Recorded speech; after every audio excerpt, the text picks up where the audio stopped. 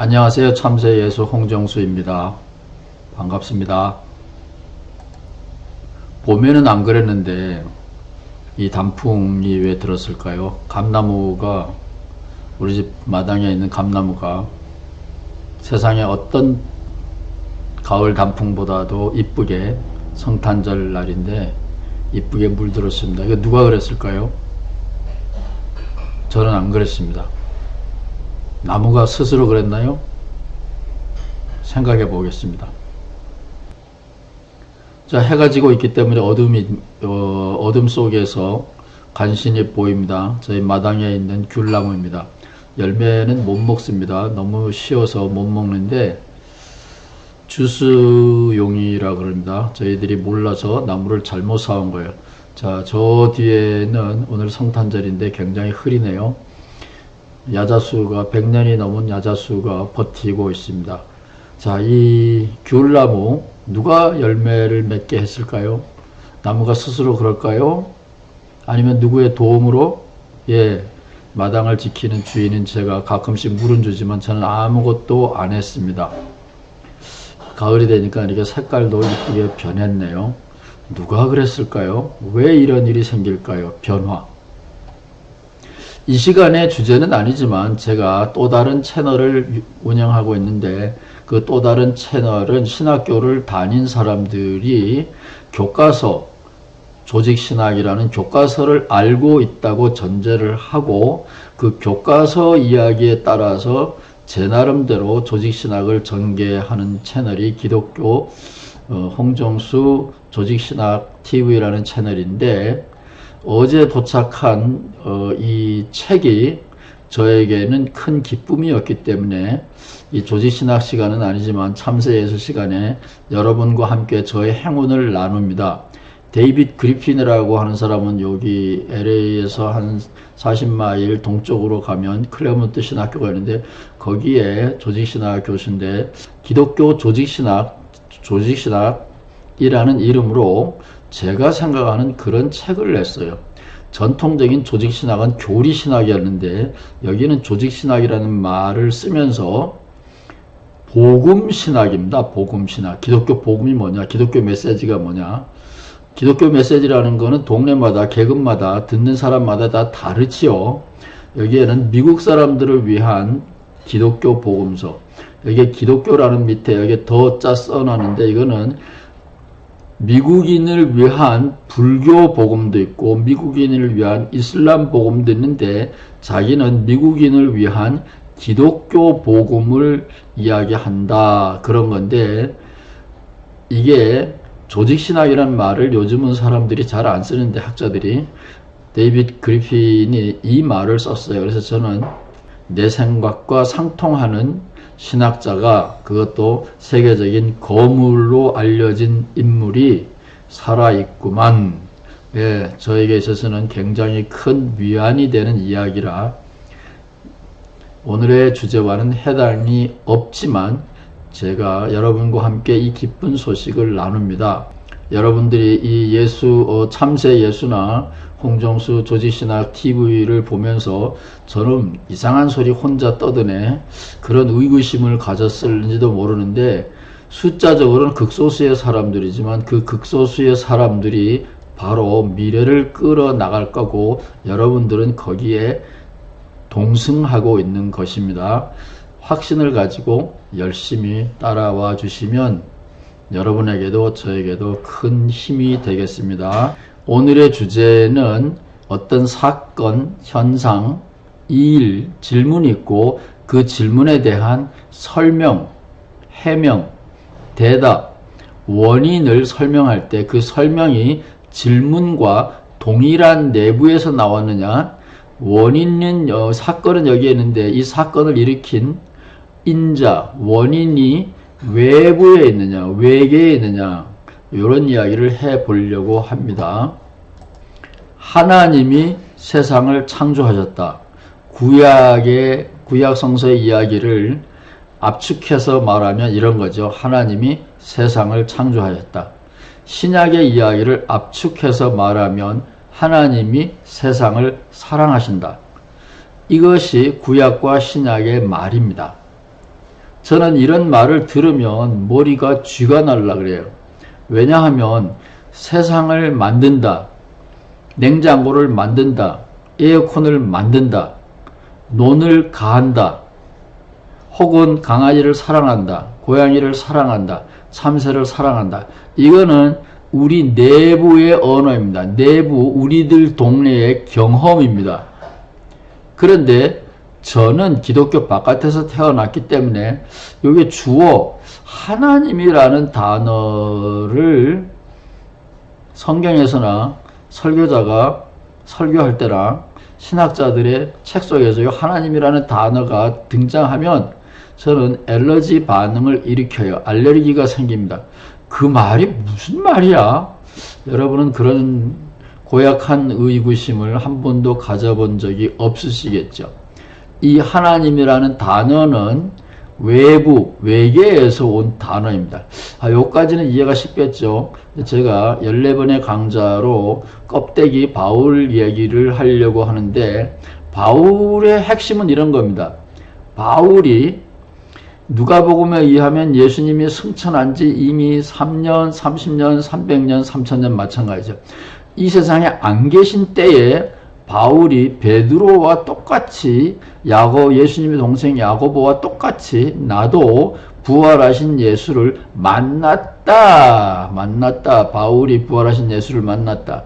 바울 문서의 핵심 파운데이션은 이겁니다. 이거에 대해서 여러분들은 이게 A가 B를 만났다, 동대문에서 미꾸라지를 만났다, 청계천에서 코끼리를 만났다, 이게 우리 동네 이야기처럼 생각하는 거예요. 하나님이 만들다, 삼성이 전자제품을 만든다, 현대가 자동차를 만든다, 그거하고 똑같은 어법으로 여러분이 이해하고 계시기 때문에 지금 기독교가 개독교가 되고 있는 거예요. 베드로나 야고보가 예수님을 만났다. 그거는 A가 B를 만났다, A가 서울역에서 C를 만났다라는 것과 똑같은 말인데, 이거 우리 동네 이야기입니다. 내부 이야기입니다. 지구의 이야기입니다. 그러나 바울이 승천하신 예수를 만났다, 이거는 외계의 이야기입니다. 전혀 다른 영역의 이야기예요. 이거에 대한 감각이 없으면 기독교인들이 개독교인이 될 수밖에 없는데, 이거를 신학교에서는 안 가르쳐 줍니다. 그러니 답답하죠. 자, 구경 좀 할까요? 비둘기입니다. 저희 마당에 참새를 위해서 물을 떠났습니다. 목마른 참새를 위해서. 비둘기가 열심히 먹고 찍어 바르기도 하는구만요. 이 노란 참새인데 곡식은 먹지 않는 참새입니다. 역시 물에 와서 놀고 있습니다. 뭐 하고 있는 걸까요? 왜 그러는 걸까요? 목욕도 하네요. 왜 그럴까요?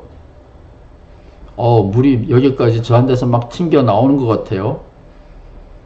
왜 노란 참새는 이럴까요? 참새하고 사이즈는 비슷한데 또 다른 새도 막 땅을 파더니 이번에는 열매가 아니죠. 벌레를 물었습니다. 자, 또 하나 보겠습니다. 자, 캘거리 관광기념품 뮤직박스입니다.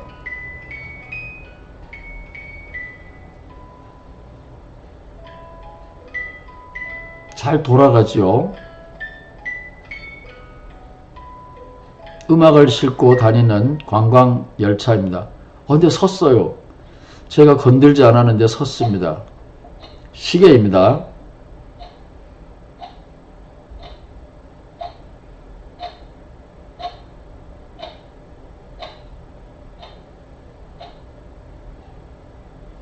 왜 안 가죠? 시계가 왜 섰을까요? 자, 질문입니다. 참새가 물장구를 치고 놉니다. 비둘기가 물을 먹고 갑니다. 몸에다가 찍어 바르기도 합니다. 새가 물은 아니지만 땅을 팝니다. 참새나 비둘기가 목욕을 하는 것은 내부 자기 자신의 필요에 의해서 이런 일을 할까요? 예스겠죠. 몸이 근질근질 하다거나 태초에 물에서 태어났거나 그래서 고향이 그리워서 물장구를 치거나 참새한테 물어보기 전에는 잘 모르겠습니다. 또 이 까만 새는 벌레를 먹이를 찾기 위하여 흙을 팝니다. 자, 이런 거는 내부의 필요에 의해서 이런 일이 벌어지는 거죠. 해명의 말, 현상, 왜 물장구를 치느냐, 왜 목욕을 하느냐, 왜 흙을 파느냐, 내부의 이 참새, 이 까만 새의 내부에 그 해답이 있습니다. 해답이. 자, 여기 칼거리에 관광 상품인 뮤직박스가 있습니다. 한 바퀴 돌고 반 바퀴 만에 서 버렸어요. 원인이 어디에 있을까요? 아니, 돌아갈 때는 왜 돌아갈까요? 시계입니다. 시계가 이렇게 해서 가만히 서 있는데 왜 시계가 돌아갔을까요? 시계를 돌리는 힘은 내부에 있나요? 외부에 있나요? 참새가 물에서 첨벙거리면서 놀 때, 까만 새가 나무 밑에서 흙을 파고 놀 때, 그 원인이, 동기가, 목적이 내부에 있나요? 그렇지요. 내부의 필요에 의해서 그렇게 하죠. 여기도 마찬가지입니다. 그러면 이 캘거리 기념 상품인 뮤직박스, 우리들 시계, 벽걸이 시계는 외부의 도움이 없이도 소리를 내나요? 음악 소리를 내나요? 외부의 도움이 없이도 이 시계는 계속 돌아가나요? 안 그렇죠. 자, 여기에 있는 동물들은 자기 스스로 움직입니다. 죽기까지는. 여기에 물건입니다. 이거는 생물이 아닙니다. 그러나 생물이 아님에도 불구하고 소리를 내고 일정한 기간 움직입니다. 그 힘이, 이거 움직이는 힘이 어디서 올까요? 새들은, 동물들은, 생물들은 필요에 의해서 내부에서 그 움직이는 힘이 생깁니다. 이런 물건들은, 시계들은 외부에서 힘이 보태지지 않으면 정지해 버리고 맙니다. 자, 이제 이해가 됩니까? 제가 외부, 외계라는 말을 쓴 게 이해가 됩니까? 이 배터리, 배터리라 그러죠? 배터리. 이 배터리를 넣지 않으면 시계는 움직이지 않습니다. 뮤직박스도 움직이지 않습니다. 이런 것을 저는 시계나 뮤직박스 바깥에 있는 외계에서 온 힘, 저는 이렇게 구분을 합니다. 자, 요게 이제 이해가 돼야 됩니다. 사건, 질문, 눈앞에 있는 현상에 대한 질문인데 그것을 풀어서 설명할 때 해답이 외부와 연결되어 있느냐 아니냐, 이것이, 이런 생각을 여러분이 꼭 하지 않으면 성경을 이해할 수 없습니다. 하나님이 세상을 창조하셨다. 외부입니다. 외계인자입니다. 세상을 만들었다. 세상을 사랑한다. 이것은 우리가 내부에서 지구인이 경험할 수 있는 겁니다. 이스라엘 하나님이지만 한국인도 경험할 수 있습니다. 이 부분은. 그러나 이 주어에 대한 부분은 외부, 외계에서 온 겁니다. 이거에 대한 감각이 생기지 않으면 신학 공부는 못합니다.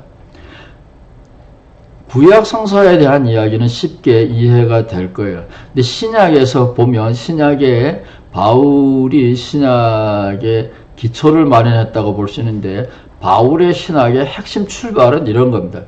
예수님이 승천하신 지 오래 지난데 그 후에 바울이 나타나서 내가 예수님이 지상에 계실 때 예수님을 만난 베드로의 예수 체험, 예수님의 500 신도들의 예수 체험, 12 제자의 예수 체험, 예수님의 동생 야고보의 예수 체험과 동일한 체험을 했다고 바울이 빠각빠각 우겨대는 겁니다.